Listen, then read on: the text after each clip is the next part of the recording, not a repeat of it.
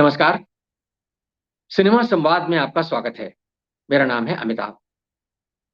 सत्य हिंदी पर सिनेमा से जुड़ी अपनी साप्ताहिक पेशकश में हम हर हफ्ते बात करते हैं सिनेमा से जुड़ी गतिविधियों के बारे में, सिनेमा से जुड़े तमाम पहलुओं के बारे में, सिनेमा से जुड़ी हस्तियों के बारे में, निर्देशकों के बारे में, कलाकारों के बारे में, लेखकों, गीतकारों, पटकथा लेखकों के बारे में, क्योंकि हम मानते हैं कि सिनेमा सिर्फ मनोरंजन की चीज़ नहीं है। सिनेमा समाज से संवाद का सबसे सीधा और सबसे सशक्त माध्यम है और समाज की सोच को गहराई तक प्रभावित करने की क्षमता रखता है। इसलिए सिनेमा पर लगातार गंभीरता से गंभीर बातचीत होनी चाहिए। इसी क्रम में आज हम बात करने वाले हैं हिंदी सिनेमा के एक बहुत ही दिलचस्प पहलू के बारे में, जिससे बहुत सारे लोग जानते तो हैं उसके बारे में, लेकिन फिर भी वो उसकी उस मुद्दे की गहराई के बारे में शायद उतना परिचित ना हो। और ये एक ऐसा कोना है हिंदी सिनेमा की चमकदार दुनिया का, जिसको हिंदी सिनेमा के भीतर की दुनिया में और बाहर की दुनिया में बहुत अच्छी नज़र से नहीं देखा जाता, या यूँ थोड़ा अगर सख्त होकर के कहें तो उनको थोड़ा बदनाम माना जाता है और उनको नीची नज़र से देखा जाता है। ये दुनिया है हिंदी फ़िल्मों में बी ग्रेड और सी ग्रेड फ़िल्मों की दुनिया। क्या कारण है कि बी ग्रेड फ़िल्में जिनको हम बोलते हैं, उनके निर्माताओं को, उनके कलाकारों को ऐसी निगाह से देखा जाता है? क्या बी ग्रेड सिनेमा के लोग कोई और होते हैं? क्या वे एक्टर, एक्ट्रेसेस या डायरेक्टर या राइटर या जो गीतकार, संगीतकार होते हैं वो कोई और होते हैं?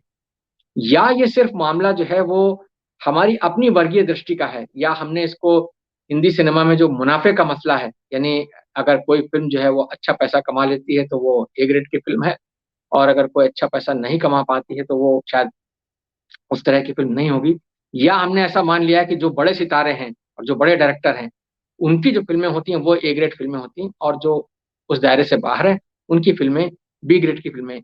या हमने ऐसा भी मान लिया है शायद कि ये जो हमारी अपनी एक दृष्टि है, जो विश्लेषण करने वाली, कि जो छोटे शहरों के लोग हैं, छोटे शहरों के या गाँवों के लोग हैं, उनकी जो एक सामाजिक, आर्थिक और सामाजिक सांस्कृतिक पृष्ठभूमि है, उसके हिसाब से उनकी चेतना को या उनके मनोरंजन के जो बिंदु है या उनका जो दायरा है, उसको छूने वाली जो फ़िल्में हैं या उसको पसंद आने वाली जो फ़िल्में हैं, उनको हम बी ग्रेड की, सी ग्रेड की फ़िल्में मानते हैं, जो पहले सिंगल स्क्रीन थिएटर्स में चला करती थी बहुत, और बाकी जो आज मल्टीप्लेक्स की दुनिया है, वो उसको हमने मान लिया कि ये जो है, ये यहाँ पर ज़्यादातर जो है वो एक ऐसे वर्ग के लिए फ़िल्में आती हैं जिसको हम एक समृद्ध दर्शक वर्ग मानते हैं, हर लिहाज से। तो क्या ये क्या एक ऐसी दुनिया है, क्या ये अबूझ पहेली है, क्या है?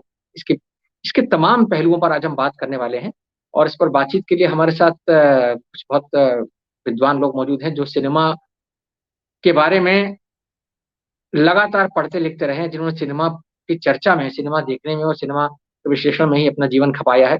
मेरे साथ प्रोफ़ेसर जबरीमल पारख साहब हैं, जो कि एक बहुत वरिष्ठ, बहुत अनुभवी फ़िल्म विश्लेषक हैं। वर्षों से सिनेमा का विश्लेषण कर रहे हैं, फ़िल्में देखने के बाद उनकी अ, गहराई से उनके बारे में पड़ताल करना और उन पर गंभीर लेखन करना, बहुत सारी किताबें लिख चुके हैं पारख साहब। और मेरे साथ अजय ब्रह्मात्मा जी हैं, जो कि एक बहुत जाने-माने फ़िल्म समीक्षक हैं। वर्षों से फ़िल्म पत्रकारिता कर रहे हैं, रेगुलर फ़िल्म पत्रकारिता कर रहे हैं, और ब्रह्मात्मा जी भी कई सारी किताबें लिख चुके हैं। धनंजय कुमार जी हैं, जो कि फ़िल्म दुनिया से सीधे जुड़े हुए हैं। पटकथा लेखक हैं, गीत लेखक हैं, निर्देशक हैं, निर्माता, और वो जो ए ग्रेड और बी ग्रेड फ़िल्मों की दुनिया का जो अंतर है, उसको समझते भी हैं, और उन दोनों दुनिया का एक तरीके से कहा जाए वो हिस्सा भी हैं, क्योंकि वो एक स्क्रीन राइटर्स एसोसिएशन से भी जुड़े हुए हैं, जो पटकथा लेखकों की संस्था है। आप तीनों का बहुत-बहुत स्वागत है। हमारे साथ हमने ब कुछ ऐसे निर्माताओं और निर्देशकों को भी बुलाया था, जो कि इस तरह की फ़िल्मों के निर्माण में और निर्देशन में जुड़े रहते हैं। हम उम्मीद करते हैं कि उनमें से भी कोई न कोई आएँगे, जिनको हमने बुलाया है। तो बातचीत मैं शुरू करता हूँ। फारूक साहब, मेरा जो सवाल है, जो मैंने अपनी प्रस्तावना में दिया, कि क्या ये जो बी ग्रेड और ए ग्रेड का जो फ़र्क है, क्या ये सिर्फ़ हमारी दृष्टि का फ़र्क है, या ये किसी एक आर्थिक वर्गीकरण का मामला है, या ये जो है एक सांस्कृतिक चेतना से जुड़ा हुआ मामला है? क्या क्या कारण है कि हम कुछ फ़िल्मों को बी ग्रेड की फ़िल्में कहते हैं? वही स्टार, वही मिथुन चक्रवर्ती हैं जो कि ए ग्रेड के एक्टर हैं, वही मिथुन चक्रवर्ती हैं जिनकी बहुत सारी फ़िल्में ऐसी हैं जिनको कि बी ग्रेड की फ़िल्में भी कहा जा सकता है। चाहे वो जल्लाद हो, चाहे चांडाल हो, चाहे यमराज हो, इस तरह की बहुत सारी फ़िल्में मिथुन चक्रवर्ती ने की हैं, और भी बहुत सारे कलाकार हैं। तो क्या आपकी दृष्टि में क्या ये वर्गीकरण जो है वो किस किस हद तक उचित है? किस क्या इस नजरिए से देखा जाना चाहिए बी ग्रेड की फिल्मों को, और क्यों हम इन्हें मतलब एक हिंदी सिनेमा के भीतर की एक बदनाम दुनिया का हिस्सा मानते हैं? फरक साहब। अमिताभ जी, ये जो ए ग्रेड और बी ग्रेड और सी ग्रेड है, ये ये आप ही लोग ज्यादा बेहतर बता सकते हैं कि क्या ये मान्य विभाजन है, यानी कि फिल्मी दुनिया ने, फिल्म के निर्माताओं, निर्देशकों, अभिनेताओं ने क्या इसे मान लिया है, या ये वे तथाकथित जो अपने को ए ग्रेड के फिल्मकार मानते हैं, जो अपने को ए ग्रेड के अभिनेता मानते हैं, उनकी तरफ से थोपा हुआ विभाजन है। तो ये बहुत ज़रूरी है कि ये विभाजन एक ऑब्जेक्टिवली उसका वर्गीकरण है, या एक सब्जेक्टिव वर्गीकरण है, जो एक खास तरह के फिल्मकारों ने अपने लिए ए ग्रेड और दूसरों के लिए बी या सी ग्रेड कह दिया है। तो एक तो ये सवाल है, यानी कि हमें इस पर भी विचार करना चाहिए कि जिन्हें बी और सी ग्रेड कहा जा रहा है, वे खुद अपने को बी या सी ग्रेड मानते हैं, या उन्हें उन पर थोपा गया है। दूसरी चीज है कि आपने जो वक्तव्य दिया, उस वक्तव्य में कुछ विभाजन अपना आप रिफ्लेक्ट हो रहे थे, जो कुछ हद तक सही लगते हैं। यानी कि कुछ फिल्मकार ऐसे हैं जिन जो या सभी फिल्मकार ऐसे होते हैं जिनका एक दर्शक समूह होता है, जो खास तरह के दर्शकों को ध्यान में रखकर फ़िल्म बनाते हैं। अब जैसे हम पठान फ़िल्म को लें, जब पठान फ़िल्म का निर्माता जो है, उन उससे जुड़े हुए जो कलाकार हैं, वो फ़िल्म बनाते हैं, तो मेरे ख्याल वो व्यापकतम जन समुदाय को ध्यान में रखता है। व्यापकतम जन समुदाय को ध्यान रखता है, तो वो ये चाहता है कि उनके वे दर्शक जो बी और सी ग्रेड की फ़िल्में पसंद करें, वो भी इसे देखें, और वे जो तथाकथित रूप से ए ग्रेड के फ़िल्में देखना पसंद करते हैं, वो भी उन्हें देखें। ज़्यादा से ज़्यादा इस पूरे दर्शक समुदाय में कोई छूट जाता है, तो उस तरह के दर्शक छूट जाते हैं जो कलात्मक फ़िल्में पसंद करते हैं। और वे कलात्मक फ़िल्में जिन्हें कि निश्चित रूप से शायद सबसे कम देखा जाता है, लेकिन जिन्हें कम से कम बी और सी श्रेणी में तो नहीं रखा जाता। तो इस रूप में अगर देखें तो पठान जो है, उसे मुझे नहीं मालूम कि ए ग्रेड में रखेंगे या बी ग्रेड में रखेंगे, लेकिन मेरे ख़्याल पठान जैसी लोकप्रिय मनोरंजन केंद्रित फ़िल्में जो होती है, उसके दर्शक बी और सी ग्रेड के दर्शक भी होते हैं, ऐसा मुझे लगता है। फ़र्क जो है वो 3 स्तरों पर मुझे दिखाई देता है। फ़र्क यह है कि उनके पास फ़िल्म बनाने के लिए ज़्यादा बड़ा निवेश करने की ताकत होती है।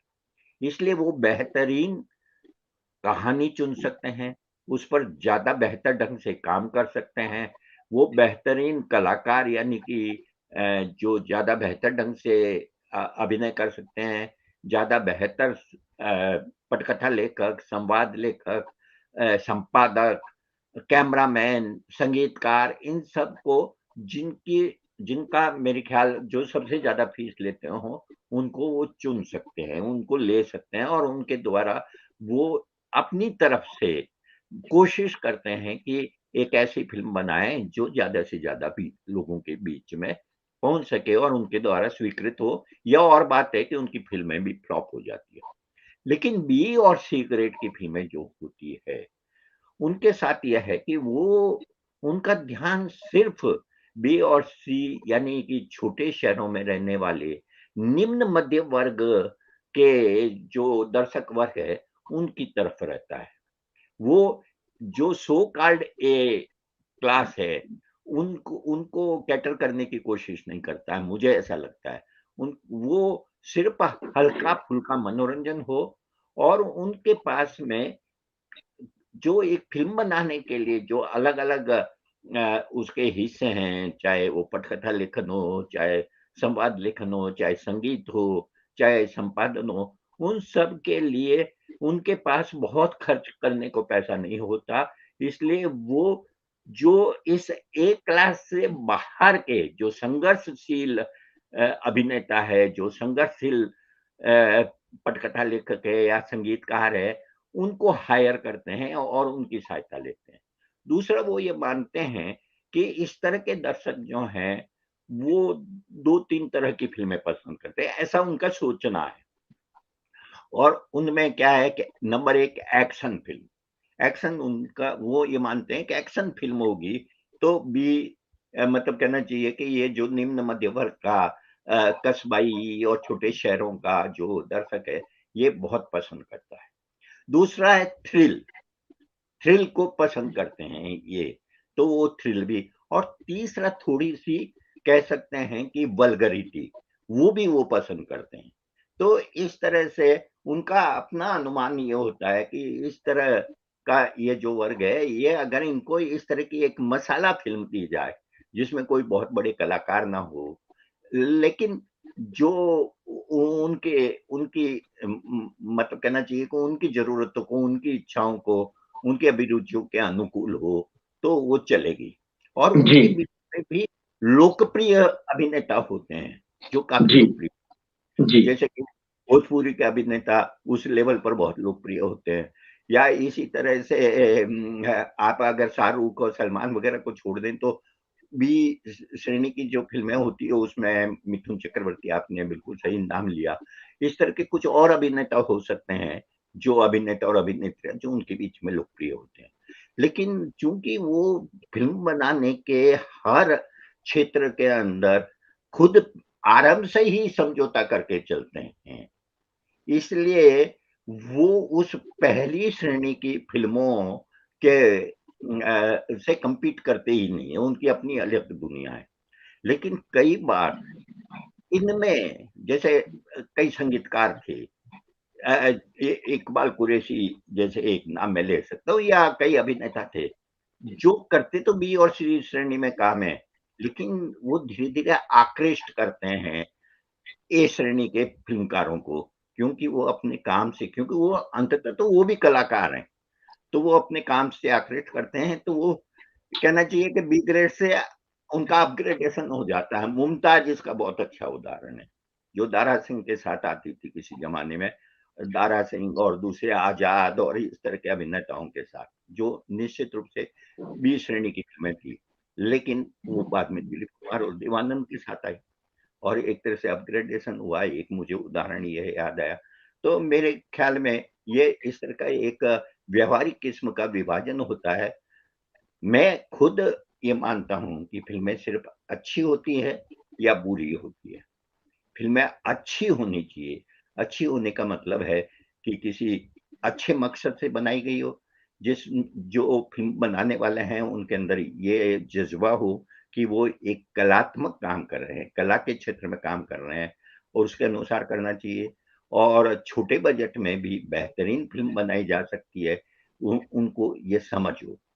तो ये मेरा मानना ये है, जी, सिर्फ़ समझने के लिए मैंने बताया कि शायद जी, जी, दिल जी, की जी, बात। पारक साहब। जी, आपने जो बात कही है, मैं उसको आगे लेके चलता हूँ अजय जी के पास में। अजय जी, पारक साहब ने जहाँ बात खत्म की, उन्होंने कहा कि फ़िल्म जो है या तो अच्छी होती है या बुरी होती है। अब उसको मतलब A grade, B grade, C grade में रखना, वो एक आर्थिक वर्गीकरण का मसला हो सकता है। फ़िल्म के जो अर्थशास्त्र की बात उन्होंने कही, या जो उन्होंने कहा कि जो दर्शक वर्ग है, उसकी अपनी पसंद का मामला हो सकता है कि आप अगर छोटे शहरों के दर्शक को या गाँव के दर्शक को अगर आप लुभाना चाहते हैं, तो आप उसमें जो मसाले डालते हैं, वो मसाले पठान जैसी किसी फ़िल्म से डिफरेंट भी हो सकते हैं, या उनका लेवल जो है डिफरेंट हो सकता है। हो सकता है कि किसी बी ग्रेड की फ़िल्म में भी हीरोइन जो है वो बिकिनी पहने और बेशर्म रंग जैसे किसी गाने पर डांस करे, लेकिन वो दीपिका पादुकोण ना होकर के कोई और एक्ट्रेस होगी, और हीरो भी शाहरुख खान की जगह ना कोई दूसरा अभिनेता हो सकता है। वहाँ पर भी जो है जासूसी फ़िल्में बनती हैं, सब कुछ होता है। तो अजय जी, मैं आपसे जानना चाहता हूँ कि ये जो क्लासिफ़िकेशन है, ए ग्रेड और बी ग्रेड और सी ग्रेड का, इसमें जो है क्या सिर्फ़ और सिर्फ़ ये मसला हावी रहता है कि भई जो हमारी फ़िल्म है वो उसका बजट कितना है? क्या ये सारा का सारा मामला बजट से जुड़ा हुआ है? या जो फ़िल्मकार की सोच है, यानी जो जैसे अभी पारख साहब ने एक इशारे के तौर पर पठान का नाम लिया, तो पठान में जो मसाले हैं, अगर उन मसालों को लेकर के कोई मतलब बी ग्रेड का निर्माता निर्देशक जो है वो फिल्म बनाए, तो क्या वो पठान जैसी सफलता प्राप्त कर सकती है? या इसको मैं पलट के बोलूं कि कोई अगर बहुत बड़ा एक्टर हो, वो किसी ऐसी फिल्म में काम करे जो कि मतलब जिसमें वो सारे मसाले होते हैं जो कि बी ग्रेड की फिल्मों में जिनको हम देखते हैं, जैसा अभी वल्गरिटी की बात कर रहे थे या सेक्स की बात कर रहे थे या जो थ्रिल की बात कर रहे थे परख साहब, तो क्या वो फिल्म जो है उसका लेवल उठ जाएगा? मिसाल के तौर पर मुझे अभी तुरंत आपसे बात करते करते मुझे एक फिल्म याद आई जो कि जिसमें अमिताभ बच्चन और बहुत बड़े बड़े एक्टर्स थे। वो कैजाद गुस्ताद की फिल्म थी बूम, जिसका नाम था, जिसमें कि कटरीना कैफ और पद्मा लक्ष्मी तमाम सारे लोग थे, और वो बहुत चर्चित फिल्म हुई थी, लेकिन उसको लेकर के बहुत आलोचना भी हुई थी। वो जिस तरह से फिल्म बनी, वो फिल्म फ्लॉप हुई बुरी तरह से। लेकिन क्या वो फिल्म बी ग्रेड में आएगी या ए ग्रेड में आएगी, ये मैं आपसे जानना चाहता हूँ। इस तरह की फिल्म, इस तरह का वर्गीकरण जो है कैसे देखेंगे आप इसको, अजय जी? जी, यह विषय बहुत महत्वपूर्ण है। और आप लोगों में से अगर किसी ने सिनेमा मरते दम तक नहीं देखी है तो जरूर देख लें एक बार। हाँ, देखा है, हाँ, तो प्रोग्राम अभी बहुत अभी, अच्छा है। हाँ बिल्कुल। बहुत अच्छी तो वेब सीरीज है वो। सिनेमा मरते दम तक में इसी फिल्म, इस जॉनर और इससे जुड़े हुए टेक्नीशियनों और डायरेक्टर से बातचीत हुई है, और वो सब कुछ आता है वहाँ पे। सी ग्रेड फिल्मों का संसार करके एक लेख मैंने आज से करीब 15-16 साल पहले लिखा था। वो हरियाणा से एक यात्रा करके मैं लौटा था, कुरुक्षेत्र के इलाके से। और वहाँ जो दीवारों पे पोस्टर्स हमने देखे थे, या वहाँ के लोगों से मालूम हुआ था कि जो फिल्में वहाँ दिखाई जा रही हैं, उनसे मेरी बहुत जिज्ञासा हुई थी। और फिर मैंने खोजबीन शुरू की थी, तो मुझे अपने बचपन और किशोरावस्था की भी याद आई।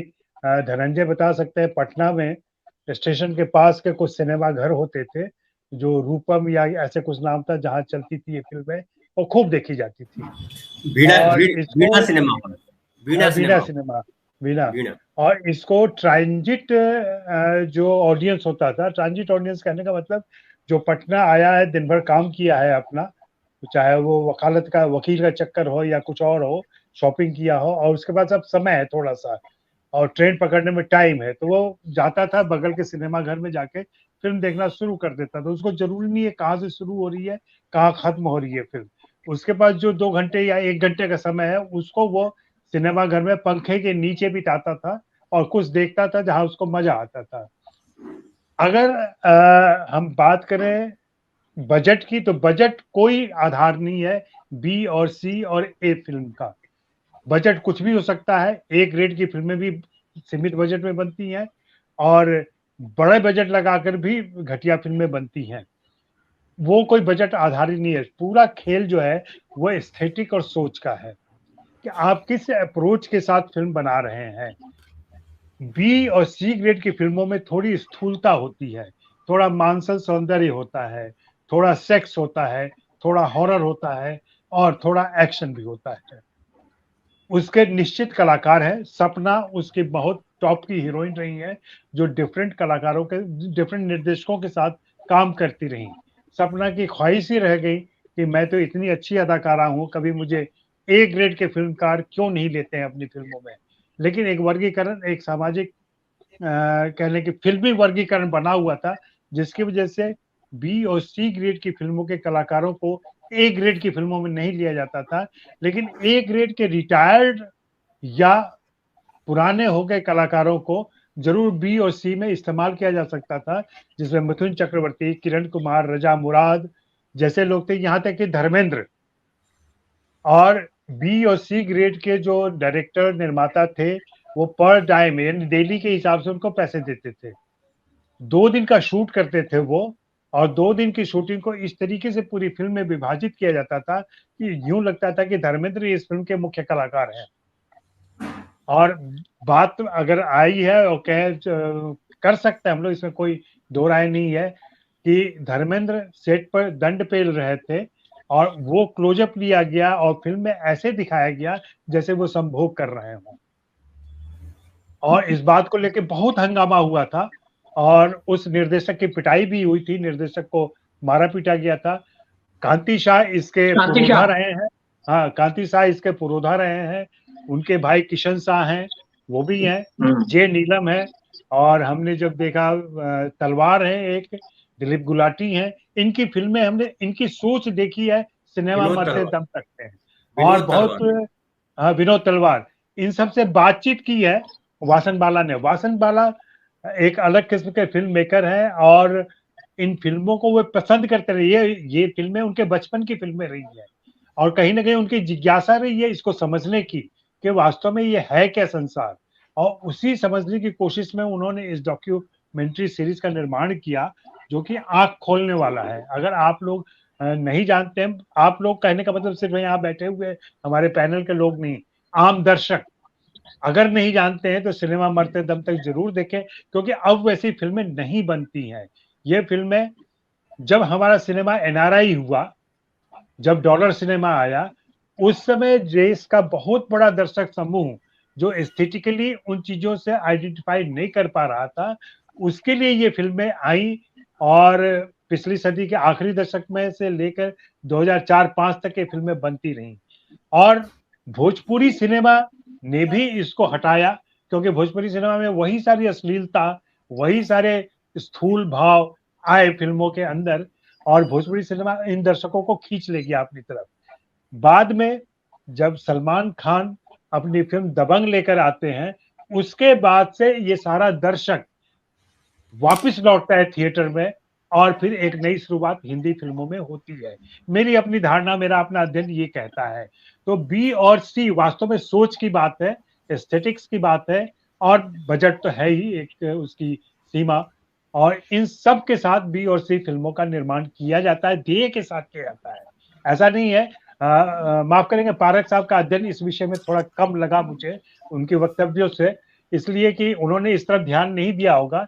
लेकिन ये बहुत कठोर, क्रूर और एक तीखी सच्चाई है हिंदी फिल्म इंडस्ट्री की, कि ऐसा एक समाज रहा है, ऐसे दर्शक रहे हैं, ऐसे निर्देशक और निर्माता रहे हैं जो इस तरह की फिल्में बनाते रहे हैं। इसमें हींग लगे न फिटकरी, रंग आए चोखा वाला मामला चलता है। 10 लाख की फिल्म बनती थी, 15 लाख का बिजनेस हो गया, काम खत्म। 5 लाख में सबने पैसे बांटे और घर गए अपने। और इस तरीके से पूरी शूटिंग होती थी। बंबई में शूटिंग होती है, दूसरे जगहों पे होती थी, छोटे इलाकों में होती थी। और ये सब लोग एक ने एक दिन ख्वाब रखते थे कि किसी दिन मुझे बड़ा बजट मिलेगा तो मैं भी एक बड़ी फिल्म बनाऊंगा और अच्छी फिल्म बनाऊंगा। लेकिन होता क्या है कि जब आप इस तरीके का, माफ करें मेरे शब्द के इस्तेमाल पर, गलीज काम जब आप कर रहे होते हैं तो वह आपकी मानसिकता बन जाती है, और फिर उस मानसिकता से बाहर निकलना मुश्किल काम होता है। तो ऐसे लोग, ऐसे जो निर्देशक हैं, अभी भी हैं, उनको मौका भी दिया जाए तो वे ऐसी फिल्में नहीं सोच सकते, कल्पना नहीं कर सकते। इस सीरीज में इन लोगों को मौका दिया गया था 4 फिल्में बनाने का, और इन्होंने 4 फिल्में बनाई हैं शायद, जो अभी तो नहीं दिखी है, हो सकता है बाद में दिखे वो, कि उन्होंने कैसी फिल्में सोची और बनाई। हालांकि एक सीमित बजट उनको दिया गया था, उसके आधार पर वो सारा काम किया गया। तो मेरा स्पष्ट मानना है कि बी और सी फिल्मों का संसार रहा। हाँ, एक फर्क इधर जो आया है कि अब मेन स्ट्रीम सिनेमा ने बी और सी को इनकॉर्पोरेट कर लिया है अपने अंदर, और वो सारी चीजें, वो सारी स्थूलताएं हिंदी फिल्मों में आ गई हैं, मेन स्ट्रीम फिल्मों में, और वही सारा सब दिखाया जा रहा है। पोर्न के लेवल तक हिंदी फिल्में जाती हैं और वेब सीरीज जाती हैं, जो गंदी बात और इस तरीके के सीरीज, या आल्ट वीडियो, जो एकता कपूर का जो यूट्यूब ओटीटी चैनल है, वहां पर जिस तरीके के सीरीज दिखाए जा रहे हैं, वो और कुछ नहीं, बी और सी सीरीज के ये मानसिकता है। तो ये अभी खत्म नहीं हुआ है, ये है, लेकिन फॉर्म बदल दिया है इसने। अब यह वेब सीरीज में है, अब यह वैसी छोटी फिल्मों में है जो बड़े कलाकारों को लेकर नहीं बनती है। बाद में फिर बात आएगी तो चलेगी। जी, धन्यवाद अजय जी। मैं धनंजय आपके पास आता हूँ। अजय जी ने अपनी बातचीत के दौरान उन्होंने भोजपुरी सिनेमा का जिक्र किया। उन्होंने कहा कि भोजपुरी सिनेमा ने वो सारे एलिमेंट्स जो है इनकॉर्पोरेट कर लिए, या वो भोजपुरी सिनेमा में वो सारे तत्व दिखने लगे लोगों को जिनके लिए फिल्में, यानी बी ग्रेड सी ग्रेड जिस सिनेमा जिसको हम कह रहे हैं, वो बदनाम था। तो इसलिए दर्शक भोजपुरी सिनेमा की तरफ मुड़ गया, और ये फिल्में बनना जो है एक तरीके से कहा जाए तो 90 के दशक के बाद जो है इनका बाजार जो है वो खत्म हो गया। और भोजपुरी सिनेमा पर आपको याद होगा जब हमने चर्चा की थी तो हमने भोजपुरी सिनेमा में अश्लीलता का मुद्दा उठाया था। क्यों भोजपुरी सिनेमा को अश्लील सिनेमा माना जाता है, जबकि भोजपुरी सिनेमा में अपार संभावनाएं हैं और बहुत अच्छी अच्छी फिल्में बन चुकी हैं। शुरुआत बहुत अच्छे प्रमाइश के साथ हुई थी भोजपुरी सिनेमा की। और आज भी जो उसके बड़े सितारे हैं, चाहे वो मनोज तिवारी हो, चाहे रवि किशन हो, निरहुआ हो, या और भी जो लोग हों, तो उन सबका अपना एक मतलब स्टेटस है, एक दर्जा है उनका। लेकिन भोजपुरी सिनेमा को जो है वो बी ग्रेड सी ग्रेड की फिल्मों की तरह ही ट्रीट किया जाता है। तो आपसे मैं जानना चाहूंगा कि क्या ये जो बात अभी अजय जी कह रहे थे कि साहब सॉरी, जो सोच का मामला है, ये सोच की बात है, या ये बजट की बात है, या ये है कि जो रिटायर्ड कलाकार हैं आप उनको लेके फिल्में बना रहे हैं, तो उनको आप उस तरह से प्रमुखता दे सकते हैं या नहीं दे सकते हैं। तो ये जो तमाम चीजें हैं, क्या ये कहीं ना कहीं जो एक अच्छा सुंदर आंचलिक सिनेमा हो सकता था, उसकी सारी संभावना को नष्ट कर रही हैं? देखिए, पारक साहब ने भी आधारशिला अच्छी रखी है। अब जो यहाँ का अनुभव है वो थोड़ा डिफरेंट है। जिससे अजय जी ने एक बात बड़ी अच्छी कही, बाकी मैं उनसे भी थोड़ा सा डिफर कर जाऊंगा। मैं थोड़ा सा समय दीजिएगा, मैं विस्तार दूंगा, क्योंकि मुझे लगता है कि इस सिनेमा को देखते हुए 32 साल हो गए और मैं ए बी सी डी सारे सिनेमा को जानता हूँ। उस तरीके से बड़े सीधे सीधे जुड़ा रहा हूँ, पत्रकार के तौर पर भी और लेखक के तौर पर भी, निर्देशक के तौर पर भी, भोजपुरी सिनेमा से भी और हिंदी सिनेमा से भी, टेलीविजन सीरियल से भी, और अभी जो वेब सीरीज चल रहा है उससे भी मैं बोलूँ।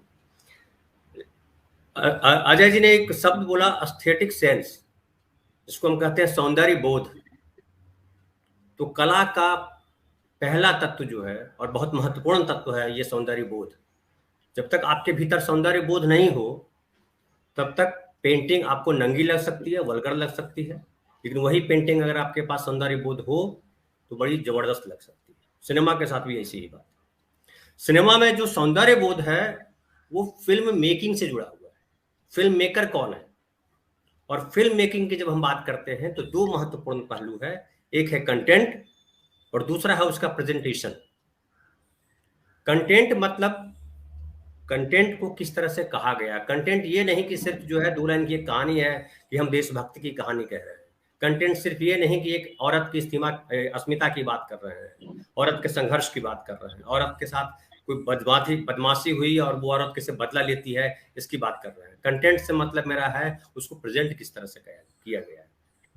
तो प्रेजेंट करने में जो पटकथा लेखक की जो योग्यता होती है वो दिखाई पड़ती है कि कोई पटकथा लेखक कितना, अगर बढ़िया पटकथा लेखक लिखेगा तो एक सामान्य सी कहानी को भी विलक्षण बना सकता है, लेकिन अगर पटकथा लेखक कमजोर है तो एक बढ़िया सी कहानी को भी चौपट बना सकता है। तो ग्रेडिंग जो है वो बजट से नहीं है, ग्रेडिंग जो है स्टार से भी नहीं है, ग्रेडिंग जो है वो फिल्म मेकिंग से जुड़ा हुआ है। और फिल्म मेकिंग की जब हम बात कर रहे हैं तो उसमें निर्देशक भी आता है, उसमें सिनेमेटोग्राफर भी आता है, उसमें एडिटर भी आता है, उसमें म्यूजिक डायरेक्टर भी आता है, उसमें गीतकार भी आता है, अभिनेता तो आते हैं। लेकिन अभिनेता को मैं बाद के पायदान पे मानता हूँ। पहले क्रिएटर्स के तौर पे देखिए कि उसमें जो पटकथा लेखक है वो कौन है, उसका जो डायरेक्टर है वो कौन है, उसका जो कैमरामैन है वो कौन है, उसका जो एडिटर है वो कौन है, वो कितना सौंदर्य बोध समझता है। अगर उसके भीतर सौंदर्य बोध नहीं है, जो फिल्म मेकर्स हैं, तो अमिताभ बच्चन को लेकर के भी एक खराब फिल्म बनाई जा सकती है। अमिताभ बच्चन ए ग्रेड कलाकार माने जाते हैं। ए ग्रेड कलाकार क्यों माने जाते हैं? वो बहुत जबरदस्त अभिनय करते हैं इसलिए नहीं माने जाते। अमिताभ बच्चन इसलिए ए ग्रेड माने जाते हैं कि उनकी फिल्मों के नाम पे, उनके नाम पे दर्शक आते हैं, भर भर कर आते हैं सिनेमा हॉल में, इसलिए ए ग्रेड है। डिस्ट्रीब्यूटर ज्यादा पैसे देता है। अब एक कुछ मैं फिल्मों के उदाहरण दूं अगर आपसे और सवाल करूं, आप सब यहाँ हैं, दर्शक भी हमारे हैं कई जो अलग अलग तरीके से सोच रहे हैं। एक दो दर्शक को तो बड़ा अच्छा लगा अमिताभ जी, उन्होंने बड़ी अच्छी बात कही है। तो जैसे एक कह रहे हैं कि चोपड़ा जौहर जो फिल्में बनाएंगे वो ए ग्रेड की होगी, यह कतई जरूरी नहीं है। फिल्म की क्वालिटी देखनी चाहिए, बनाने वाले को नहीं। ये प्रदीप भाई हैं, प्रदीप शंभू जी, भाम्बू जी, वो कह रहे हैं। बड़ी अच्छी बात उन्होंने कही। आपकी आवाज नहीं आ रही है अमिताभ जी? मैं सुन पा रहा हूँ, आपको बोलिए। हाँ, तो ये जो है, ये जो बात है, तो फिल्म मेकिंग बड़ा इंपॉर्टेंट है। और मैं कुछ उदाहरण अगर दूं, अगर आपसे सवाल करूं कि मर्डर जो है आई थी, जिसमें बड़ी चर्चित फिल्म हुई, बड़े गाने हिट हुए, बड़ी हिट फिल्म थी, नए कलाकार भी थे, तो उसको ए ग्रेड मानेंगे या बी ग्रेड मानेंगे या सी ग्रेड मानेंगे? क्योंकि उसके गाने भी अलग तरीके के थे, उसमें जो कहानी भी थी वो उसी तरीके की थी। जिसको भारतीय संस्कृति के तौर पे आप बड़ी वल्गर फिल्म मानेंगे, तो क्या वल्गर फिल्म थी? उसे गाने भी बड़े ये थे, कोई रात गुजार। तो फिर एक फिल्म आई, समझिए आशिकी, एक फिल्म आई थी, बहुत पहले राहुल राय को लेकर के महेश भट्ट ने डायरेक्ट की थी। आशिकी में नए कलाकार थे, पैसे भी बहुत ज्यादा नहीं लगे थे, गानों वाली फिल्म थी। तो आशिकी ए ग्रेड फिल्म है या बी ग्रेड फिल्म, क्योंकि स्टार सब नए थे। फिर आप आइए, संतोषी माँ एक फिल्म आई थी। संतोषी माँ को किस तरह की फिल्म मानेंगे, पैसा तो बहुत कमाया, तो क्या वो ए ग्रेड फिल्म थी?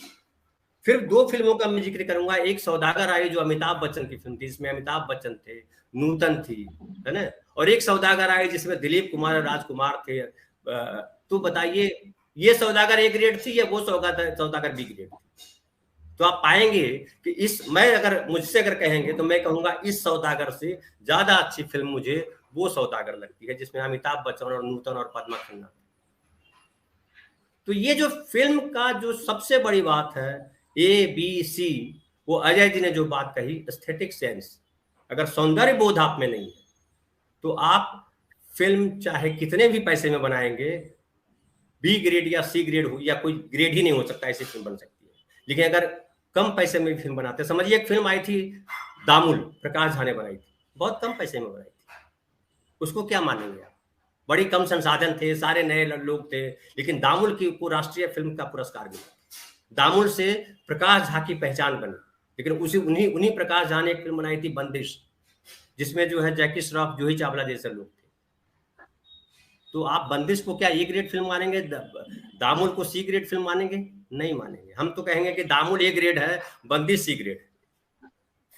तो वैसे कई सारी फिल्में आई। तो फिल्म मेकर जो है वो किस तरीके का एस्थेटिक सेंस लेकर के, किस तरह की समझ लेकर के सिनेमा बना रहा है, किस तरह के राइटर को साथ लेता है, ये बड़ा महत्वपूर्ण हो जाता है। और ये जो फिल्म इंडस्ट्री में कुछ लोग हैं जो बेसिकली वो हर जगह है, हर क्षेत्र में है, कहानीकार में भी, कहानी भी लिखने वाले लोग तरह तरह के हैं। एक प्रेमचंद भी हैं, कोई दूसरा भी कहानीकार हो सकता है, तो रोका नहीं जा सकता। उपन्यासकार भी एक से एक उपन्यासकार हुए, गीतकार संगीतकार भी एक से एक होते हैं। तो जो लोग, फिल्मकार भी उसी तरीके के हैं। आप समझिए दिलीप गुलाटी हैं, समझिए जो है कांति शाह का जिक्र किया, समझिए जो है मित्तल साहब हैं, ऐसे कई लोग हैं आपने जिनको बुलाया था, धर्म मेहरा जी हैं या रवि सिन्हा जी हैं या और सारे जो लोग हैं, वो जिस तरह की फिल्में बनाते हैं, वो क्या उस सौंदर्य बोध को समझते हैं और उस सौंदर्य बोध के साथ फिल्में बनाते हैं। वो कहेंगे कि हमारे पास बजट नहीं होता है, हमारे पास ये नहीं होता, इसलिए हम ऐसी कहानियां चुनते हैं। तो वो दर्शक वर्ग भी जो है ना, हमारा अलग अलग दर्शक वर्ग, जो पारेख साहब ने बड़ी अच्छी बात कही कि एक फिल्म जब हम बनाते हैं तो पूरे दर्शक को हम टारगेट करते हैं। जब NRI सिनेमा नहीं था तो पूरे दर्शक को टारगेट किया जाता था, पूरे हिंदुस्तान को टारगेट किया जाता था, और सब तरह के लोग, शोले फिल्म जो बनी तो सब तरह के लोगों को फिल्म अच्छी लगी। लेकिन जब NRI सिनेमा बना तो बेसिकली फिल्म मेकर्स ने, या कहिए कि जो एग्जिबिटर्स थे, या कहिए कि सिनेमा का समाज बदला। पहले सिनेमा जो है वो सिनेमा हॉल से चलता था, आज सिनेमा जो है OTT प्लेटफॉर्म और ओवरसीज से चल रहा है।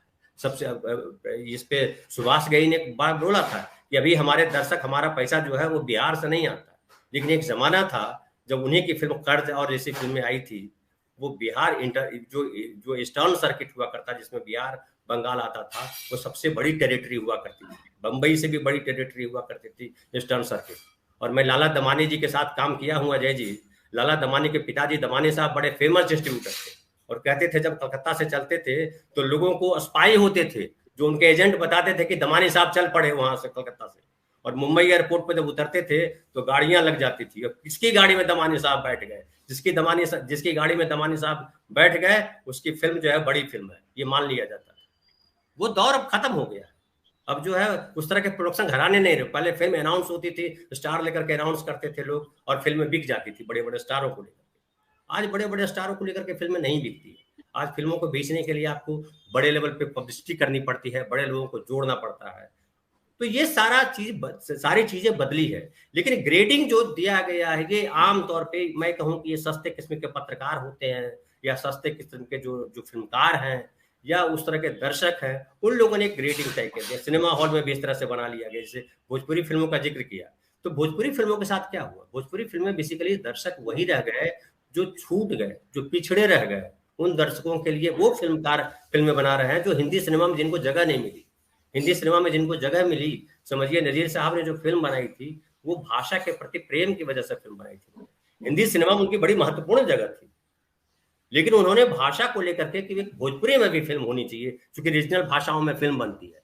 तब उन्होंने फिल्म बनाई। रामायण तिवारी जी ने लागी नहीं छूटा राम प्रोड्यूस की थी, तो रामायण तिवारी हिंदी सिनेमा के बड़े विलेन हुआ करते थे।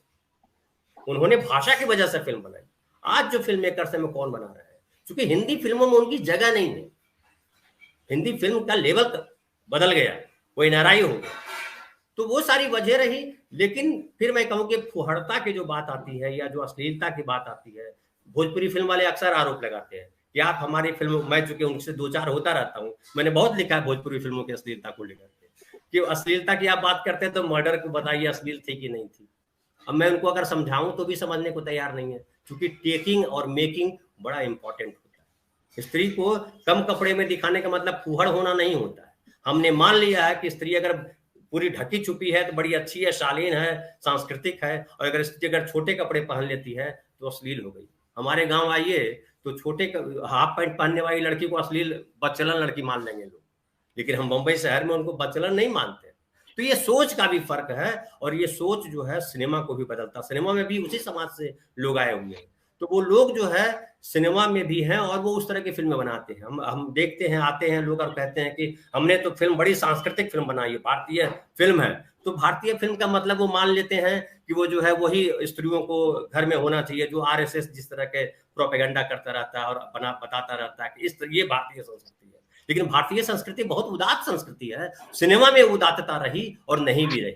तो ए बी ग्रेड मुझे लगता है अमिताभ जी, ये हमारी सोच से निर्भर करता है, और हमारे भीतर सौंदर्य बोध है या नहीं है ये तय करता है, बाकी बजट स्टार नहीं तय करते। अच्छा, आपने जो कहा है कि सोच से तय होता है, तो मैं मतलब पारक साहब के पास चल रहा हूँ, मैं उनसे सवाल जब हम करेंगे, हमारा एक मेरी जिज्ञासा है धनंजय जी, और वो आप तीनों लोग उसका समाधान कीजिए। मैं दर्शक के तौर पर, एक आम दर्शक की तरह से सवाल पूछ रहा हूँ आपसे कि जब कोई फिल्म का नाम ही रखता है कुंवारी चुड़ैल, मान लीजिए किसी ने कहा कि कुंवारी चुड़ैल मैं फिल्म बना रहा हूँ, उसमें क्या एस्थेटिक्स होगी, उसमें क्या वो मतलब क्या किस तरह से वो, भाई एक हॉरर फिल्म अगर आप बना रहे हैं, एक हॉरर कॉमेडी भी बनती है और तमाम तरह की चीजें होती हैं। भाई राम गोपाल वर्मा ने भी हॉरर फिल्में बनाई हैं, राज जैसी फिल्म बनाई उन्होंने, जो कि बहुत अच्छी फिल्म बनी जिसमें रेवती ने काम किया था।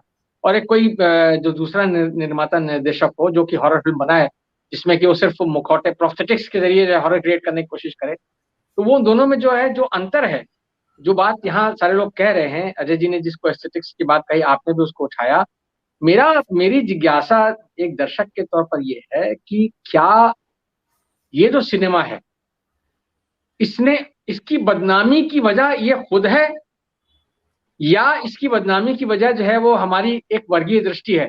पारक साहब, चूंकि आप इस तरह के एनालिसिस करते हैं, क्या ये जैसे कि धनंजय कह रहे हैं कि भाई कुछ पत्रकारों का या कुछ लोगों का ऐसी सोच है कि साहब ग्रेडिंग इस तरह से हो, मतलब अगर किसी ऐसे निर्माता निर्देशक को जिन लोगों का इन्होंने नाम लिया धनंजय जी ने, अगर उनको ऐसी फिल्म बनाने को मिले जिसमें जिस देश में गंगा बहती है टाइप को फिल्म बनाए, या कुछ ऐसी कोई फिल्म बनाए, तो क्या वो उसी तरह की फिल्म बना सकता है जो राज कपूर ने बनाई है, या गुरुदत्त ने बनाई है, या देवानंद, या राज खोसला, या मनमोहन देसाई, या यश चोपड़ा, या करण जौहर बनाते हैं?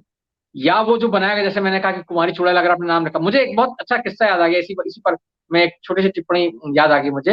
एक बार विधु विनोद चोपड़ा से बात हो रही थी उनकी किसी फिल्म के संदर्भ में, तो उनकी फिल्म फ्लॉप हो गई थी, शायद करीब करीब जो उनकी फिल्म थी बॉबी देओल और नेहा को लेकर के, तो वो फिल्म फ्लॉप हो गई। उसके बाद जब वो पत्रकारों से बात कर रहे थे तो उन्होंने कहा साहब बताइए, मैंने इतनी मेहनत करके इतना उसको खूबसूरती से बनाया फिल्म को, उसमें बहुत अच्छे अच्छे शॉट्स रखे, बड़ी अच्छी फोटोग्राफी आप देखेंगे, सब कुछ है, अच्छे गाने हैं, सारी बढ़िया, लेकिन वो फिल्म जो है उसके मुकाबले में कौन सी फिल्म आई? मिथुन चक्रवर्ती की फिल्म आई यमराज, और मिथुन चक्रवर्ती की फिल्म ने झंडे गाड़ दिए, वो हिट हो गई और करीब फेल हो गई, फ्लॉप हो गई। तो अब जैसे जो बात मैंने शुरू में कही थी कि मिथुन चक्रवर्ती शायद एक ऐसे एक मेरे ख्याल में एक बहुत दिलचस्प एग्जाम्पल है कि वो ए ग्रेड के एक्टर हैं, और वो जब वो रामकृष्ण परमहंस का रोल करते हैं तो उनका अभिनय बिल्कुल एकदम अलग अलग दृष्टिकोण, अलग तरह का होता है, और जब वो जल्लाद, यमराज या चांडाल जैसी फिल्मों में काम करते हैं तो उनका बिल्कुल एकदम अलग तरह का वो एक व्यक्तित्व होता है, और वो बिल्कुल एक अलग ही तरह की दुनिया के एक आदमी लगते हैं। तो ये कलाकार पर भी निर्भर करता है, शायद ये एस्थेटिक्स पर भी निर्भर करता है, और ये जो लोग बना रहे हैं फिल्में, वो सिर्फ बजट का मामला नहीं है। जैसे अजय जी ने कहा कि साहब 15 लाख 10 लाख में पिक्चर बनाई और 15 लाख मिल गए तो 5 लाख सबने बांटे और अपने अपने घर गए। तो ऐसे लोग जो अगर कहें भी कभी कि अगर उनको बड़ा बजट मिल जाए तो क्या वो बड़े बजट की कोई फिल्म बना पाएंगे? क्या जब पठान जिसको कि हम देख रहे हैं कि आज वो 1,000 करोड़ की फिल्म बनती जा रही है, क्या बी ग्रेड का कोई निर्देशक या निर्माता या लेखक, पटकथा लेखक, जिसका जिक्र धनंजय ने भी किया, क्या वो पठान जैसी किसी फिल्म को बना सकता है जिसमें शायद कोई बहुत बड़ी सेंसिबिलिटी की जरूरत नहीं है? पठान की कथा वस्तु को लेकर के हम लोग अलग से चर्चा कर चुके हैं और करते रहेंगे उस तरह की तमाम फिल्मों के बारे में, लेकिन उसकी जो एक सेंसिबिलिटी है, यानी जो प्रेजेंटेशन जिसकी बात धनंजय ने कही, वो प्रेजेंटेशन की स्किल क्या उस तरह के लोगों में होती है पारक साहब?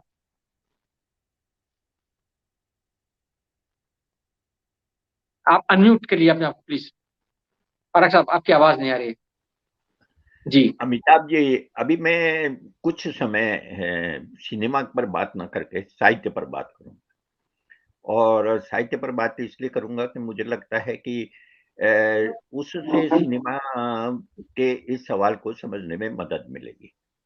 एक दो एग्जाम्पल से, एक तो यह है कि साहित्य में जो जिसे हम एक सौंदर्य बोधीय जिसे एस्थेटिक सेंस वाला साहित्य, जिसे सामाजिक स्वदेशियता की दृष्टि से लिखा हुआ साहित्य है, इसे आमतौर पर मेन स्ट्रीम का साहित्य माना जाता है।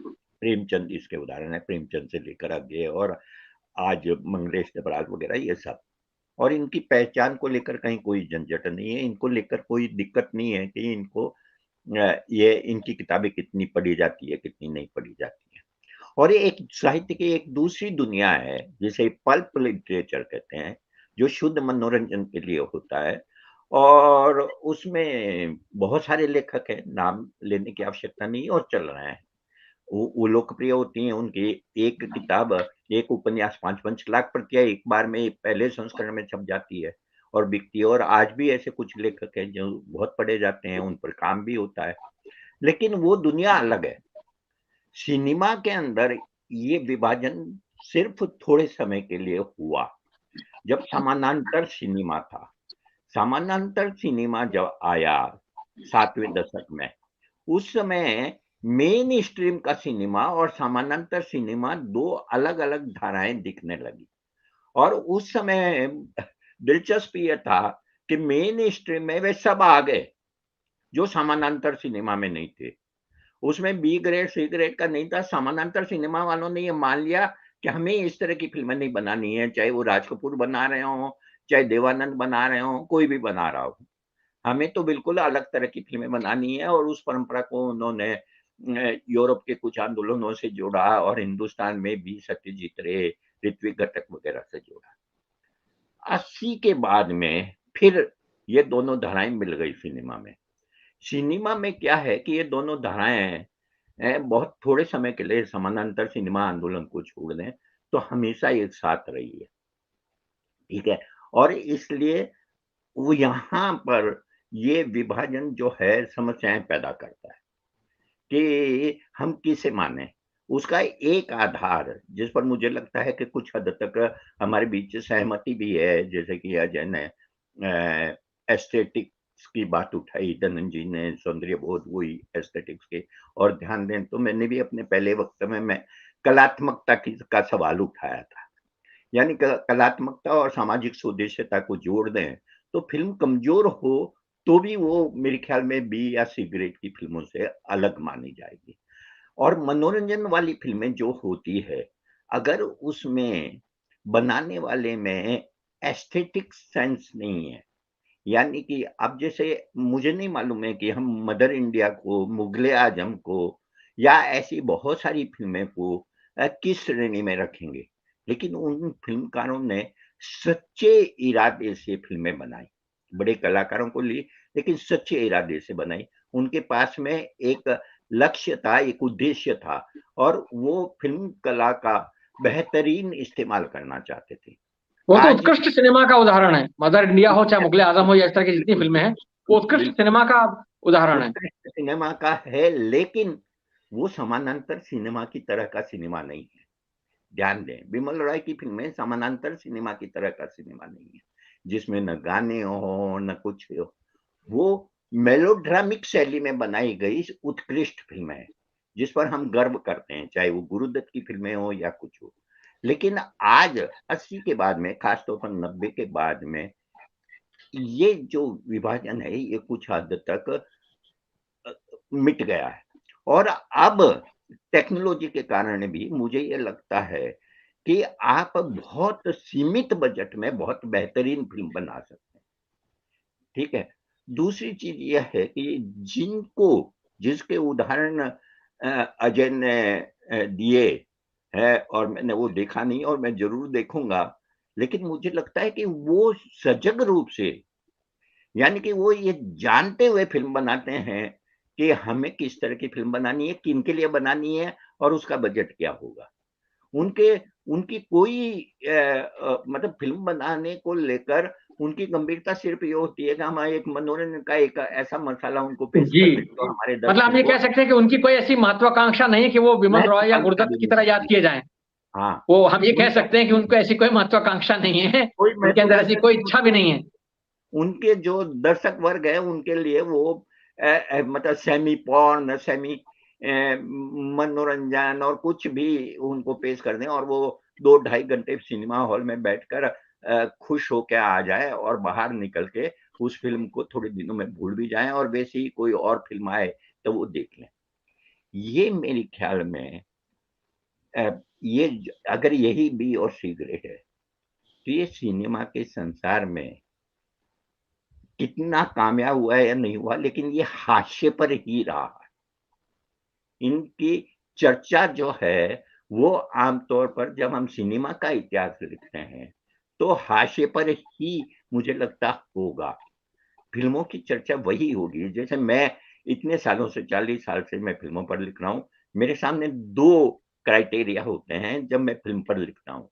एक, जो फिल्में बहुत कामयाब होती है तो मैं ये समझने की कोशिश करता हूँ कि वो क्यों कामयाब हुई। जैसे कि हम आपके हैं कौन, ये मेरे लिए महत्वपूर्ण है क्योंकि वो बहुत कामयाब हुई और उसके द्वारा एक सोशल इशू, एक समाजशास्त्रीय विश्लेषण की संभावना बनती है। या वे फिल्में जो कलात्मक दृष्टि से उत्कृष्ट हो और जिसमें कोई सोशल इशू हो। इन 2 तरह की फिल्मों के अलावा मैं तीसरी तरह की फिल्मों की तरफ ध्यान ही नहीं देता हूँ। हालाँकि मैं जानता हूँ कि उनका वजूद है, लेकिन कभी देखी नहीं, कभी ज़रूरत नहीं है। तो ये जो कारण है, लेकिन मुझे लगता है कि इनका अध्ययन उसी तरह से होता है या होना चाहिए, जिस तरह से ये जो व्यावसायिक किस्म का लेखन होता है, जो साहित्य की मुख्य धारा में नहीं माना जाता, लेकिन विश्वविद्यालयों में उन्हें उन पर काम होता है। और सबसे बड़ी बात है कि उनका एक बहुत व्यापक पाठक वर्ग है। आप अगर रेलगाड़ियों में यात्रा करते हो, तो बहुत लोगों के हाथ में उस तरह के उपन्यास दिखेंगे, जो लोग पढ़ते हैं और बहुत इंटरेस्ट से पढ़ते हैं। तो इसका मतलब है कि उनकी कुछ मानसिक ज़रूरतों को वो पूरा करते हैं। मुझे लगता है कि बी और सी ग्रेड भी उनकी इस मानसिक ज़रूरतों को पूरा करते हैं और वो उन फ़िल्मों के मुकाबले में जो गलत किस्म के सामाजिक या राजनीतिक लक्ष्यों को पूरा करने के लिए बनाई जाती है, उनकी तुलना में इन फ़िल्मों से समाज को कोई बड़ा नुकसान नहीं होता। मैं समझता हूँ कि कश्मीर फाइल्स जो है, वो हो सकता है कि हालाँकि वो तो कलात्मक दृष्टि से भी बहुत सामान्य फ़िल्म थी, लेकिन कश्मीर फाइल्स जैसी या वे फ़िल्में जो समाज के अंदर फूट और समाज को पिछड़ा हुआ रखना चाहती है, उनकी तुलना में ये जो मनोरंजन वाली हल्की-फुल्की फ़िल्में हैं, ये समाज को कोई बहुत नुकसान नहीं करती, नहीं, बल्कि आप जो कश्मीर फाइल्स का एग्जांपल दे रहे हैं, दरअसल मुझे लगता है कश्मीर फाइल्स का दर्शक वर्ग तो जो है वो आपका मतलब ए ग्रेड का दर्शक वर्ग है, जो मल्टीप्लेक्स वाला दर्शक वर्ग है। कश्मीर फाइल्स का दर्शक वर्ग जो है वो एक ग्रेड बिहार एक या उत्तर ग्रेड का प्रदेश तो है के अमिताभ जी, गांवों का लेकिन वो दर्शक वो एक नहीं ग्रेड है। का पतनशील वर्ग है। नहीं, पतनशील वर्ग होना एक अलग चीज है। देखिए पतनशील, देखिए ऐसा है ना परख साहब, पर पतनशील तो जो है आदमी सोच से होगा ना, जहां तक उसकी जेब का सवाल है और जहां तक उसकी मतलब पहुंच का सवाल है, तो उसके लिए कश्मीर फाइल्स जो है वो एक अलग तरह की फिल्म है। कश्मीर फाइल्स के निर्माता निर्देशक ने भी जो है अपनी फिल्म जो बनाई है वो मुख्य रूप से जो उसका अर्बन व्यूअर है उसके लिए बनाई है। वो उन्होंने बिहार, उत्तर प्रदेश या मध्य प्रदेश या राजस्थान के गांवों के लोगों के लिए नहीं बनाई। ये बात अलग है कि वो फिल्म वहां भी संभव है कि वहां भी वो चली हो और बहुत मतलब लोगों ने पसंद किया, उसके कारण दूसरे हैं जो आप कह रहे हैं।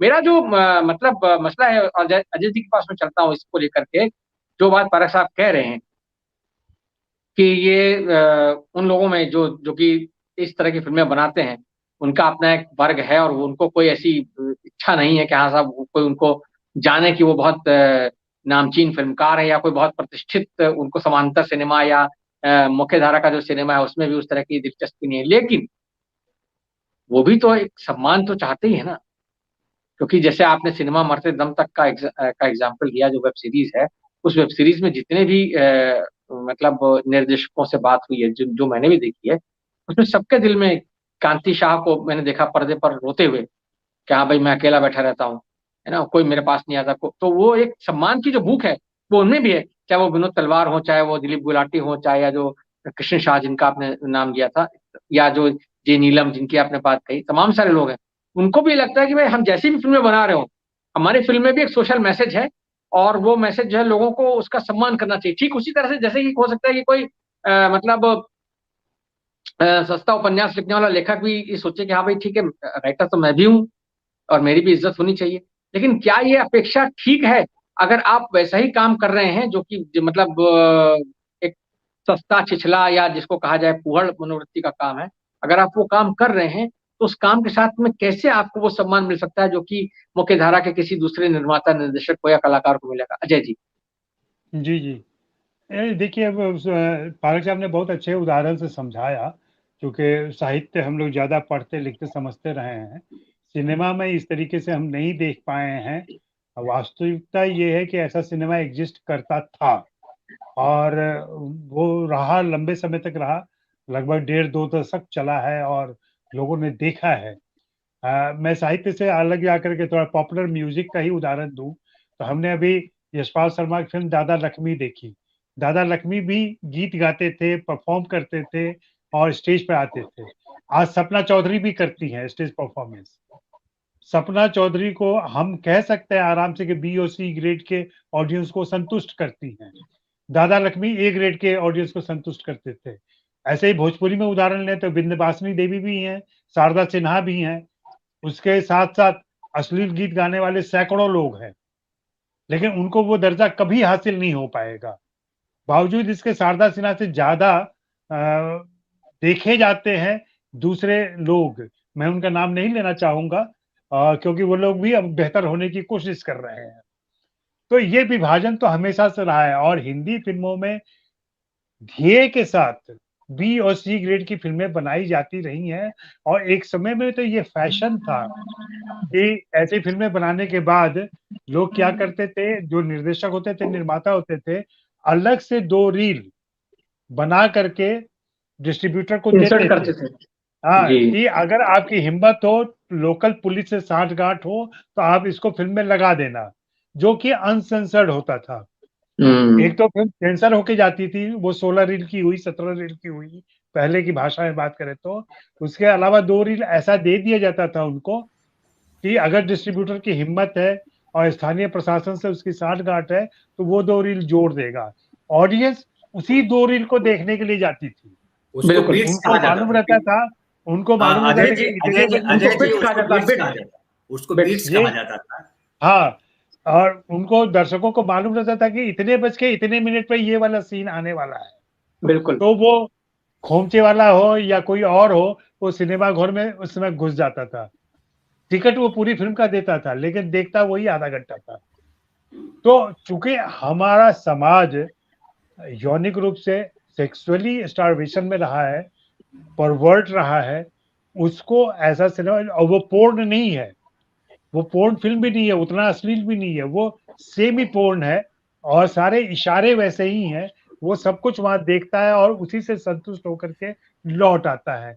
बहुत पुराना जोक चलता है कि कोई एक दर्शक था, वो रोज रोज एक ही फिल्म देखने आता था और पूछा जाता भाई क्यों रोज यही फिल्म देख रहे हो, तो वो बताता है कि क्यों, एक लड़की उधर नहा रही थी तभी ट्रेन आ गई तो मुझे लगा किसी दिन तो ट्रेन लेट आएगी। तो इस तरीके के उदाहरण दिए जाते हैं, जोक चलते हैं। तो ऐसे दर्शक हैं देश में, ऐसे दर्शकों का एक समूह है। हाँ, सिनेमा के अध्येता के रूप में इन पर काम करने की जरूरत है, इनको पढ़ने और समझने की जरूरत है, जैसे कि यह जी। जरूरत है कि जय संतोषी माँ जैसी फिल्म क्यों चली। जी वैसे ही यह भी समझने की जरूरत है कि क्यों 15 साल तक ऐसी फिल्में चलती रही, लोग इसको देखते रहे और इसकी जरूरत बनी रही। जी इसको सिर्फ हाशिए पर डाल के इसको दरकिनार नहीं कर सकते, इसका अध्ययन जरूरी है और इस पर अध्ययन करके खोजा जा सकता है, इसके सामाजिक कारण खोजे जा बिल्कुल, सकते हैं, आप सही कह रहे हैं। इसके और मतलब बिल्कुल आप दूसरे सही कह रहे आर्थिक हैं अजय कारण जी। खोजे जा सकते हैं जी, जी। यही यही यही वजह थी कि हमने इस विषय पर आज चर्चा, हमने इसको चुना चर्चा के लिए, क्योंकि हमें लगता था कि ये जो एक दुनिया है, बी और सी ग्रेड की जो फिल्मों की दुनिया है, उस दुनिया में भी तो कुछ ऐसा होगा जिसके बारे में बात की जानी चाहिए कि भाई ये दुनिया अगर ऐसी है तो ऐसी क्यों है, क्या कारण है। धनंजय, मैं आपके पास आता हूँ, अब कार्यक्रम के एकदम अंतिम हिस्से में है। आपकी बहुत संक्षिप्त टिप्पणी, ये जो पूरा हम जो आज हमने बातचीत की है, मैं चाहता हूं कि आप हमें ये मतलब संक्षेप में बताएं कि क्या इस पूरी जो एक बी ग्रेड और सी ग्रेड की दुनिया है, इसकी तस्वीर बदलने की कोई जरूरत है, या इसकी इसकी तस्वीर बदलने का कोई रास्ता है। क्या आपको लगता है कि जो लोग ये फिल्म बना रहे हैं वो चाहेंगे कि हाँ, वो भी जो है वो करण जौहर और अनुराग कश्यप या के यश चोपड़ा की जो एक विरासत है उससे जुड़े, या वो चाहेंगे कि हाँ नहीं ठीक है, हमको भी कोई जो है वो समानता सिनेमा के निर्देशकों की तरह याद करे कि हाँ हमने भी कोई ऐसा कुछ काम किया था। जैसे पल्प फिक्शन की यहाँ पर बात हो रही थी, पल्प फिक्शन में बहुत सारे ऐसे लेखक हैं जिनको कि उस दुनिया का मतलब बादशाह माना जाता है कि हाँ भाई ठीक है, जैसे हिंदी में भी और अंग्रेजी में भी, और हॉलीवुड में तो इस तरह के लेखकों की बहुत डिमांड है, पल्प फिक्शन वाले, उन पर बहुत अच्छी अच्छी फिल्में बनती हैं। लेकिन हमारे यहाँ शायद उसको उतनी सम्मान से नहीं देखा जाता। गुलशन नंदा की फिल्मों में ने बहुत, गुलशन नंदा के उपन्यासों पर बनी फिल्मों ने बहुत पैसा कमाया, लेकिन गुलशन नंदा को जो है हमारे यहाँ साहित्य में कोई दर्जा नहीं मिला। उनको उस तरह का साहित्यकार नहीं माना जाता जिस तरह से आप बाकी साहित्यकारों के बारे में बात करने, चाहे वो निर्मल वर्मा हो, चाहे ये हो, या प्रेमचंद प्रसाद निराला आदि आदि हो। लेकिन उस दुनिया में भी गुलशन नंदा का अपना एक अलग कैरेक्टर है, और जो बहुत सारी किताबें फुटपाथों पर बिकती हैं, जो अलग अलग तरह के पैकेजेस में लिपटी होती है, रैपर्स में लिपटी होती हैं, उनका अपना एक अलग क्लास है। तो उसी तरह से सिनेमा का भी अपना एक अपना एक दायरा है। तो मैं आपसे जानना चाहता हूँ कि क्या ये जो है इस दायरे में कहीं कोई सुधार की गुंजाइश है? क्या आपको लगता है कि इस पर रोशनी पड़नी चाहिए, पड़ सकती है? देखिए अमिताभ जी, सुधारना जो है वो बाहरी व्यक्ति के भरोसे नहीं हो सकता है। अगर ये सोचे कि कोई दर्शक वर्ग ऐसा खड़ा किया जाए बहुत या अच्छी बात समाज है, ऐसा सुधारे या सरकार बहुत करे, अच्छी तो ये बात पॉसिबल है नहीं जी। है। देखिए मैं बिल्कुल। फिर वहीं आता हूं कि सौंदर्य बोध की जब बात करी तो सौंदर्य बोध बनता कैसे? सौंदर्य बोध दृष्टि से आती है। दृष्टि आपके पास है क्या और दृष्टि कैसे बनती है? तो दृष्टि जो है वो आंख की दृष्टि की बात नहीं कर रहा हूं, आंतरिक दृष्टि की बात कर रहा हूं, समझ की दृष्टि की बात कर रहा हूं। और वो दृष्टि बनती है आपकी संगति से, आपके पढ़ने पढ़ाने से। अब पढ़ते क्या है? समझिए, एक व्यक्ति जो है विश्व साहित्य को पढ़ा है, विश्व के सिनेमा को देखा है, वो जब फिल्म बनाएगा, और एक व्यक्ति जो है मोहल्ले से आ गया उठ करके वो कहानी एक उठाई और शुरू हो गया कैमरा लेकर के। आजकल तो बड़ा आसान हो गया, मोबाइल में कैमरा है, बस शूट कर लीजिए। आप पत्रकारिता कर रहे हैं तो पत्रकारों में प्रभाष जोशी जहां थे, वो क्या उठे और कलम उठा करके प्रभाष जोशी बन गए थे? या अगर कोई पत्रकार जो मुफस्सिल पत्रकार है वो सोचे कि मैं भी प्रभाष जोशी जैसा मुझे सम्मान क्यों नहीं मिल रहा है, तो कैसे मिलेगा भाई? वो साधना आपने की क्या? तो जिन फिल्मकारों की बात अगर आप कह रहे हैं कि वो दुखी हैं, परेशान हैं, क्या कांति शाह ने जो है क्या विमल राय की तरफ ध्यान दिया क्या अपने आप को संवारने में? सुभाष घई भी ने भी वो नहीं दिया। सुभाष घई ए ग्रेड की फिल्में बनाई उन्होंने, लेकिन क्या उनको विमल राय के बराबर खड़ा किया जा सकता है? नहीं खड़ा किया जा सकता। अब एक दर्शक आपके दर्शक ने एक लिखा है कि एक रुका हुआ फैसला का भी जिक्र कीजिए। बिल्कुल, बड़ी अच्छी फिल्म थी, मैं उसका जिक्र करना चाह रहा था, मैं भूल गया। एक रुका हुआ फैसला बड़ी कम बजट की फिल्म है। मैं बासु चटर्जी से जब मैं मिला था तो उनसे मैंने पूछा था ये फिल्म आपने कैसे बनाई? उन्होंने कहा कि मैंने किसी के कहने पे नहीं बनाई, मुझे कहानी बड़ी अच्छी लगी और मैंने 16mm कैमरा लिया और शूट कर लिया। उस समय उनको बनाने में 4 लाख रुपए लगे थे और उसको दूरदर्शन पे 7 लाख में बेच दिया उन्होंने उससे ये भी नहीं कहा कि मुझे 4 लाख की फिल्म बनाई है और देख करके लगा कमाल फिल्म है और शोले जैसा कमाई कर ली, आकांक्षा उन्होंने पाली नहीं। उन्होंने कहा कि ठीक है भैया, 4 लाख में बनाई, दूरदर्शन ले रहा है तो ले लो। तो ये फिल्म बनाने का जो संबंध है। अब जिसे और मैं एक और जिक्र करूं कि पारक साहब ने कहा मदर इंडिया और मुगल आजम का जिक्र किया। हिंदी सिनेमा की बात करें तो बिल्कुल आपने सही वहां किया कि मदर इंडिया को आज भी माना जाता है कि उससे बेहतरीन कहानी आज तक कोई लिखी नहीं गई। जब आप मुगल आजम की बात करते हैं तो कहते हैं कि उससे बेहतरीन प्रेजेंटेशन पटकथा के स्तर पे, संवाद के स्तर पर या टेकिंग मेकिंग के स्तर पे दूसरी फिल्म नहीं आई अब तक उसी। लेकिन मैं एक और फिल्म का जिक्र करूं, तीसरी कसम की बात करूं, तो तीसरी कसम जो है जिस तरह से प्रेजेंट हुई है, जिस तरह से कही गई है, वो तमाम पैमानों पे खरी उतरती है। ठीक है, वो बड़े महंगी फिल्म नहीं है, वो आम फिल्म है, लेकिन उसमें जो कंटेंट जो कहना चाह रहे, जो मैसेज की आप बात कर रहे थे, तो मैसेज एक लाइन में तो नहीं हो सकता ना, फिर तो सारी किताबें, सारे फेसबुक मैसेज से भरे हुए हैं। मैसेज को कहा कैसे जा रहा है वो बड़ा इंपॉर्टेंट है। खाली ये कहने से कि औरत का सम्मान करो, मैसेज हमारी फिल्म में भी है, वैसे फिल्म तो नहीं होगी। एक औरत का सम्मान करो, जो जिस तरह से स्त्री के सम्मान की बात कही गई है, उस तरह से कैसे आप देख सकते हो? तो फिल्म मेकिंग में बहुत इंपॉर्टेंट है कि आप जो है, जो चूंकि ये ऑडियो विजुअल मीडियम है, केवल कागज पर लिखने का विषय नहीं है और सिर्फ अपने तक सीमित रहने का विषय नहीं है कि आपके जैसे सोचने वाले लोग ही खाली उसको पढ़े। प्रेमचंद फ्लॉप हो गए हिंदी सिनेमा में, और गुलशन नंदा का जिक्र किया, गुलशन नंदा हिट थे, लेकिन गुलशन नंदा कहानीकार के तौर पे हिट थे, पटकथा लेखक नहीं थे। वो पटकथा लेखक कोई और थे, क्योंकि सिनेमा की मेकिंग राइटिंग अलग होती है, उसको उसी तरह से देखेंगे तो नहीं संभव है। जी धनंजय, बिल्कुल सही कह रहे हैं आप। तो मैं ये कहना चाहूंगा कि जो मनोरंजन सिनेमा का बहुत महत्वपूर्ण पहलू है पारक साहब, उसको इग्नोर नहीं कर सकते, क्योंकि आपको मास को एड्रेस करना है। और आप एक और बात मैं कहूं अमिताभ जी, कि जैसे हिंदी सिनेमा के साथ एक सीमा उसकी है, उसकी त्रासदी ये है कि बहुत रीजनल सिनेमा की तरह क्लोज नहीं हो सकता। समझिए, अगर सत्यजीत रे फिल्में बनाते थे तो बांग्ला सिनेमा बनाते रहे, अगर वो हिंदी सिनेमा बनाते तो उनको अलग, जैसे शतरंज के खिलाड़ी और एक और बनाई उन्होंने फिल्म, लेकिन उसको किस स्तर पे आप देख रहे हैं? तो जो रीजनल सिनेमा की अपनी एक खासियत है, वो खासियत हिंदी सिनेमा के साथ आकर के नहीं जुड़ती है, क्योंकि एक बहुत बड़े दर्शक वर्ग को पैन इंडिया को देखना पड़ता है। हम पैन इंडिया की जब बात करते हैं और जब बांग्ला सिनेमा या मराठी सिनेमा की बात करेंगे तो बिल्कुल अलग हो जाता है, उसकी संस्कृति अलग है, उसके देखने सोचने की दृष्टि अलग है, उसका कथन, उसका कहन, उसका प्रेजेंटेशन सब डिफरेंट हो जाता है। वो जो आप कह रहे हैं वो मेरे ख्याल में वो आज हम जो चर्चा कर रहे हैं उस दायरे से थोड़ा अलग की बात है, आप जो कह रहे हैं, हालांकि वो बात अपनी जगह गंभीर है। किया कि पारक साहब ने उस पर जिक्र किया, लेकिन मैं मूल एक लास्ट लाइन बाइंड अप कर दूं कि इसका मूल ये है कि फिल्म का ग्रेडिंग, फिल्म की ग्रेडिंग ABC, ये जो है बजट या स्टार नहीं तय करता है, इसको फिल्मकार तय करते हैं, उसका कंटेंट किस तरह से प्रेजेंट किया गया है वो तय करता है। चलिए, बहुत अच्छा आपने कहा, और इसी नोट पर हम अपनी बातचीत को समाप्त करते हैं कि फिल्म की जो ग्रेडिंग है उसको वो बजट या वो चीजें नहीं तय करती, फिल्मकार तय करता है, उसकी सोच तय करती है। ये मामला सारा एस्थेटिक्स का है। तो हम उम्मीद करेंगे कि जो लोग मतलब इन फिल्मों के बारे में जिस तरह से देखते हैं या जो सोचते हैं, वो एस्थेटिक्स के नजरिए से इन फिल्मों को देखना शुरू करें। अगर उनको लगता है उनके बारे में सोचना शुरू करें तो शायद ज्यादा बेहतर होगा। इस बातचीत में शामिल होने के लिए आप सबका बहुत बहुत शुक्रिया, और दर्शकों का भी बहुत बहुत धन्यवाद कि उन्होंने इसको देखा सुना। नमस्कार।